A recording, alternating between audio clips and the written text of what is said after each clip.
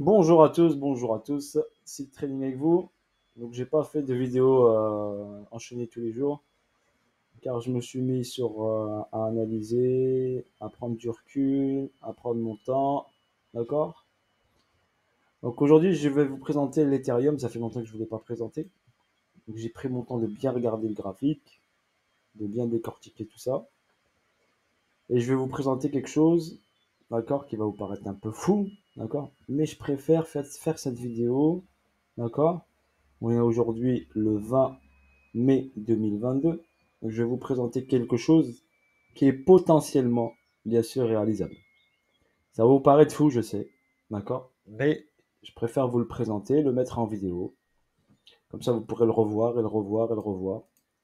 Et le marché nous dira si tout cela se réalisera. Ok? N'oubliez pas juste si Trading est juste un conseiller, n'est pas un conseiller financier, il est juste une personne qui adore l'analyse technique, qui est passionnée d'analyse technique. Dans les marchés financiers, je trade à mon rythme, tranquillou, et je m'occupe de mon capital, tranquillou, milou. Voilà, je n'ai pas de vente, pas de formation, je n'ai pas de un fonds d'investissement, d'accord? Je ne vends rien du tout. Donc, ni de robot trading. Donc, si vous avez des comptes qui utilisent mon nom et vous vendent tout ça, ce n'est pas moi. Je reviens sur le graphique de l'Ethereum. Donc, si l'on regarde comme ça, j'ai les prix en weekly, le graphique de l'Ethereum. Donc là, on a une hausse, on a un ATH en 2018. Ensuite, on a un retracement, regardez, en trois temps, donc A, B et C. Sur cette phase ici, nous avons une phase d'accumulation. D'accord? Je vais essayer de vous expliquer le plus simplement possible. Une phase d'accumulation de novembre 2018 jusqu'à mars 2020. Mars 2020, on sait qu'on a là le petit crash Covid ici. Ok? Ici, mars 2020, elle est ici, la petite descente là. D'accord? Et ensuite, à partir de mars 2020, on a fait un run haussier. Si l'on regarde bien ce run haussier, d'accord? On regarde juste le pourcentage de run, donc on est là, ok? Et on regarde le pourcentage de run, ce qui doit vous interpeller déjà, en premier lieu, c'est qu'on a un pourcentage de run de 5374%. Ça répète, 5375%. D'accord? Un actif qui fait une performance aussi importante doit forcément respirer. C'est pour ça que je vous dis, quand vous avez une performance aussi importante, d'accord, il faut prendre ses profits. Donc, c'est juste, je vous interpelle sur ça. Si vous avez une performance aussi importante, n'hésitez pas à prendre 70%, 80% de vos profits. Car derrière, le marché doit respirer. Ce n'est impossible de monter aussi verticalement sans respirer. D'accord? Je vous ai dit, en finance, dans les marchés financiers, vous avez toujours deux chances. D'accord? Là, on a eu un ATH ici effectué en mai 2021. Ici, nous avons le vrai ATH, le dernier, en novembre 2021. Donc, si je me fie à Wyckoff, d'accord? Si je me fie à Wyckoff. Wyckoff, là, j'ai pour moi une distribution en weekly. Donc, j'ai une hausse, j'ai un retracement en trois temps, une zone d'accumulation où on a le saut. Ici, on a une prise de liquidité partielle, vous la voyez ici, prise de liquidité partielle, et on redescend. Ce petit mouvement, on appelle ça l'UA, UA, pour votre information. Donc la petite prise de liquidité, un retour ici, et une hausse directement. Et après, on a un sommet, deux sommets, trois sommets, si vous le marquez bien. Là, ce serait lutter, là, ce serait luttable. Ok? Donc, potentiellement, quand on a ça, on doit s'attendre, on doit se préparer à une correction. C'est inévitable. Donc cette correction ici est inévitable. D'accord? Elle est inévitable. Maintenant, ce qu'il faut considérer, c'est est-ce que ce sommet est terminé? D'accord? On n'est pas. Ce sommet, pour moi, est potentiellement terminé. Ça, c'est mon avis perso. D'accord? Ou il reste encore un excès. Quand je vois ce graphique, cette partie qui est là, donc je vais vous la marquer, cette partie-là, cette partie ici, personnellement, j'appelle ça la purge. Donc là, c'était la purge pour valider la distribution. Et également, cette purge, elle permet quoi? Elle permet de piéger, d'accord, des gens qui achètent le FOMO. Donc, ils voient un prix qui monte. Cette partie-là que vous voyez, celle-ci, donc, qui part d'ici, donc cette partie-là, d'accord, je vais vous la mettre en rouge pour que vous puissiez voir. Cette partie-là, on appelle ça une incitation acheteuse. Ça veut dire qu'on incite les gens à acheter fortement le marché. On le pousse avec une verticalité et une puissance, d'accord, sur un fin de cycle pour inciter les gens à acheter, pour aller prendre leur argent. Donc c'est ça que je vous explique, comment fonctionnent les marchés financiers. Là, si l'on constate qu'on a ici, regardez, ceux qui font les vagues par exemple. Allez, on va aller chercher les vagues, je vous montre juste rapidement. Si on regarde ici, vous avez ici, à partir de là, vous avez à partir d'ici, d'accord? Ici, le premier petit sommet là qui a pris l'argent, c'est une vague 1. Et là, une correction 2.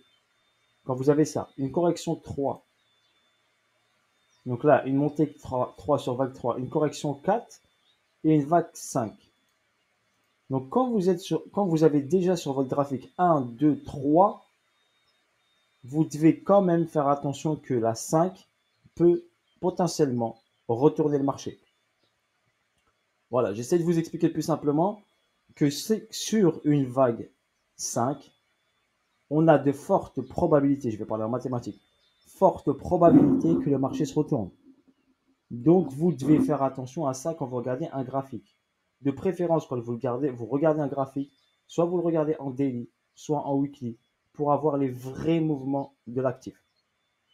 Si vous regardez en H1, H4, 15 minutes, 5 minutes, vous n'aurez pas ça. On rentre dans les petits time frames, d'accord, pour pouvoir aller chercher une entrée millimétrée. Mais de préférence, on regarde le graphique en grosse unité de temps. Quand je vois ici le graphique, il y en a qui vont me dire l'Ethereum est toujours bullish. Oui, l'Ethereum est toujours haussier. Donc là, l'Ethereum est haussier quand on regarde comme ça. D'accord? Mais ce qui m'alerte, moi, c'est qu'on a fait 1, 2, 3 sommets. Et on a et potentiellement 5 vagues, voire la fin de la vague 5. Ok? Pour moi, tant que ce niveau tiendra, donc je vais vous donner le niveau exact. Si on passe sous, d'accord, les 1400 $, commencez à vous alerter. Pour l'instant, ce n'est pas le cas. Nous sommes à 1700 $, on est multiplié les 1700 ici. Ce niveau a été marqué. Ceux qui traitent les supports et les résistances, ils vont dire là, on est venu sur un support, le prix a rebondi sur un support. Donc ça, c'est l'analyse d'un retail. Un retail, il va trader ceux qui traitent les supports et les résistances. L'inconvénient des supports et résistances, n'oubliez pas qu'un market maker, d'accord, il sait ça, il sait tout ça. Donc un market maker, il va faire quoi? Il va essayer de piéger, bien sûr, les retails pour pouvoir prendre. Comme là, il a piégé les retails ici sur cette hausse d'incitation. On incite les gens à acheter pour piéger les retails qui puissent rentrer en force et derrière on fait descendre le marché. Car un marché a besoin de liquidité pour bouger. S'il ne prend pas de la liquidité, il ne peut pas bouger. D'accord? Pensez juste à ça. Ensuite, là, j'ai des ordres. D'accord? On a poussé le prix vers le haut. Donc là, on a poussé le prix vers le haut. Et ces ordres-là qui ont poussé le prix vers le haut, donc bien sûr, on a encaissé ici. Et là, il y a des ordres qui ont poussé le prix vers le bas. Donc ici, on a méché, ici, on a fait une réaction haussière. Ça incite les gens ici à se dire, ah, c'est un super support, c'est un super prix, on va l'acheter. Mais il faut garder en tête, j'ai pas dit que ça va se faire tout de suite, d'accord? Il faut garder juste en tête que cette grosse distribution, je vais me mettre en logarithmique, cette grosse distribution ici, weekly, d'accord? Quand elle va se valider, dites-vous que l'Ethereum passera sous les 80 $. Ici, il y a de l'argent à venir chercher. Donc la première étape de cette distribution, c'est venir chercher l'argent ici. Donc quand j'ai fait ça, ça, ça, ça, ça, on doit obligatoirement revenir ici. Dès que cette partie-là sera validée. Donc ne vous dites pas que l'Ethereum, c'est tout de moon. D'accord? On est obligé non, l'actif est obligé de revenir dans cette poche de liquidité où il y a des dollars pour pouvoir prendre de la force et repartir sur un cycle. Je n'ai pas dit que c'était fini pour l'Ethereum. J'ai dit juste qu'il va devoir venir faire une grosse respiration pour repartir. N'oubliez pas que je vous ai présenté une hausse de 5700%. Ok? Donc ensuite, voilà, ça, je vous l'alerte sur ça. C'est que pour moi, il est inévitable qu'ils viennent ici. Donc la zone, c'est quoi ici? Eh ben, c'est sous les 80 dollars. D'accord? Et potentiellement, il peut descendre jusqu'à cette zone de demande qui est là. Et cette zone de demande, elle se situe entre 15 dollars. D'accord? 15 dollars et 10 dollars, on va dire, grosso modo. Donc, Ethereum peut revenir sur la base des 15 dollars. Soyez juste conscient, d'accord, de cela. Donc, si vous avez des stablecoins, de préférence, pour ne pas être surpris, au moins vous aurez un scénario de secours. Donc, je préfère vous alerter, on va dire. Je ne suis pas conseiller financier, mais je préfère vous alerter. Si vous avez des stablecoins, d'accord, n'utilisez pas, ne mettez pas sur les marchés financiers tous vos stablecoins. Gardez une partie, un pourcentage de vos stablecoins au chaud. Car si cela se réalise prochainement, voire très prochainement, au moins vous serez prêt à pouvoir acheter un Ethereum sous les 80 dollars. Donc voilà, et potentiellement, que je vous l'ai dit, il peut aller chercher 15 à 10 dollars.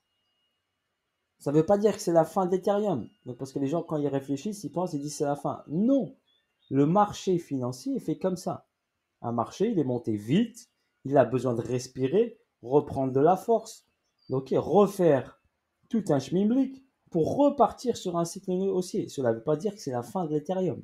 D'accord? C'est juste que c'est comme ça.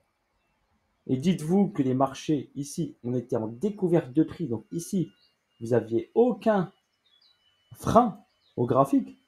Donc on n'avait pas de frein. À partir d'ici, on était en découverte. Là, c'était vierge.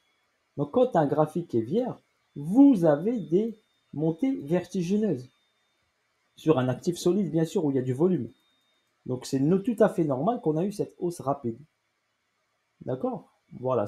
Ça, c'est ma vision. Après, vous n'êtes pas obligé d'être d'accord avec moi, hein. Ok, je préfère vous partager ça à titre informatif. N'oubliez pas, cette chaîne est à titre informatif. Ok? Je suis un être humain, donc bien sûr que chaque être humain peut avoir une part de vérité et se tromper, bien sûr. D'accord? Mais pour moi, ça saute aux yeux.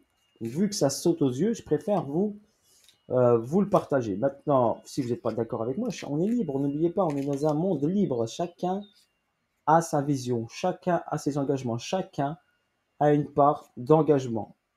Ok? Vous n'êtes pas obligé de me rendre des comptes. D'accord? Chacun est libre de ses actions. Moi, je vous partage ces analyses à titre informatif. Moi, ma vision, ce que je vois, je vous la partage. Après, vous en faites ce que vous voulez. Parce que je vois des gens, ils me disent, ouais, Sid, il est dingue, il est fou, ça ne se réalisera jamais, un Ethereum. Pas grave. Moi, là, je vous l'explique. D'accord? Je vous dis, on ne sait jamais, ça ne vous coûte rien de garder des stablecoins au chaud. Car si vous êtes potentiellement, l'Ethereum descend à ce niveau-là, et vous avez des stablecoins au chaud, bah, vous serez content de l'acheter à ce prix-là. C'est ça que je veux vous dire, c'est tout. Moi, ça m'apporte rien du tout. Ça m'apporte juste à vous informer. C'est tout. À partager ce que moi je vois. C'est tout. À titre informatif. Dites-vous juste que cette distribution weekly daily, si elle se réalise, c'est un Ethereum sous les 80 dollars. C'est ça que vous devez retenir. D'accord? Et on est dans cette distribution. Maintenant, sur cette distribution-là, on va avoir un sursaut. Je vous ai dit en trading, d'accord, on a toujours deux chances. On a toujours deux chances en trading. D'accord? Donc potentiellement, le prix, bien sûr, peut soit revenir là, retester le sommet, soit prendre le sommet s'il n'a pas fini son Newton. D'accord? Donc potentiellement, on est dans cette phase finale, on va dire, dans cette phase finale de cycle haussier. C'est ça que je veux vous alerter. On est dans une phase finale de ce cycle haussier. Donc, quand ce cycle haussier sera fini, bien sûr, on va aller sur forcément un cycle léger baissier qui va emmener le prix vers le bas pour repartir sur un cycle haussier. D'accord? Donc, pensez juste à ça. Donc, voilà. Un marché ne peut pas faire que monter, monter, monter. Il est obligé de respirer pour prendre de la force et repartir vers le haut. On a ici créé des niveaux. D'accord? On a découvert de prix. L'Ethereum a créé des niveaux. Donc, c'est fini les performances de 5000% d'un coup. Dites-vous bien ça. OK? Ethereum pourra accélérer vers le haut s'il passe l'ATH. Là, on sera en découverte de prix. Là, pour l'instant, il a marqué. Et ici, il y a des paliers, il y a des paliers, il y a des paliers. Comme vous dites, des supports et des résistances. Donc, vous avez des paliers, donc ça crée des freins. Donc, ça crée des freins. Donc là, il va falloir être très bon en trading pour comprendre comment évolue un prix et un marché pour pouvoir intervenir dessus. C'est tout, c'est juste ça. Là, ça va demander beaucoup de techniques. Beaucoup de techniques pour pouvoir intervenir sur les marchés et acheter un actif. Enfin, les années d'avant, c'était beaucoup plus facile parce qu'on était en découverte de prix. Donc, c'était facile de dire, allez, Ethereum to the moon, et on a forcément raison. Parce qu'on est en découverte de prix. C'est ce que je vous ai expliqué sur plusieurs vidéos. Là, on n'est pas en découverte de prix. Là, on est dans une zone de travail. Zone de travail, il y a des paliers. OK? Ethereum pourra accélérer quand on passera ce niveau-là. Quand on passera à l'ATH, on pourra y aller. Ceux qui savent, par exemple, les bougies japonaises, ceux qui utilisent les bougies japonaises, bah là, vous avez quoi? Là, vous avez un doji qui marque la fin de la tendance haussière. Vous voyez ce doji weekly? Il marque une fin de tendance. Et le prix il va partir au-dessus. Donc là, on a une fin de tendance haussière marquée. Et là, il va respirer en 3 temps. Donc A, B, C. Il n'a pas pris l'argent ici. Regardez, là, j'ai 2 niveaux au même niveau. On appelle ça un equal low. Donc là, je n'ai pas pris l'argent. Donc forcément, ici, j'ai de la liquidité qui est en attente sur ces 3 mèches. Regardez, 1, 2, 3. Les gens vont dire que c'est un support. Oui, c'est un support. Mais c'est de la liquidité. C'est de la liquidité retail. Parce que les retail vont acheter le prix sur ce niveau-là. Mais le market maker, il sait tout ça. Donc le market maker, il va faire quoi? Eh bien, il va prendre les stop loss. Il va prendre l'argent ici. Il va prendre l'argent de ces niveaux-là. De ces niveaux-là, les gens qui ont été achetés précipitamment. Donc on va prendre leur argent. D'accord? Voilà, je préfère vous expliquer, comme ça vous puissiez comprendre. Mais rien n'empêche bien sûr que le prix, bien sûr, là on a fait A, B et C, on peut aller un peu plus profond. Pas forcément très profond, mais juste un peu plus profond. D'accord? Et derrière, quand on a une A, B, C comme ça, on peut faire une grande A, une B, suivie d'une grande C. N'oubliez pas ça. Donc on peut descendre, bien sûr, en 2 étapes. Ça veut dire que ce mouvement-là est juste une grande A. Potentiellement, ça veut dire qu'on a une grande A. La B sert à retracer, donc à respirer. Donc on peut retracer plus haut que ce niveau-là. Et derrière, on refaire une grande C. Et cette grande C ira sous les 80 $. Ok? Voilà potentiellement, personnellement, ce que moi, personnellement, je vois. Après, quand vous regardez le graphique, eh ben, vous avez ce niveau-là. Cette résistance, si vous préférez. Cette résistance ici. D'accord?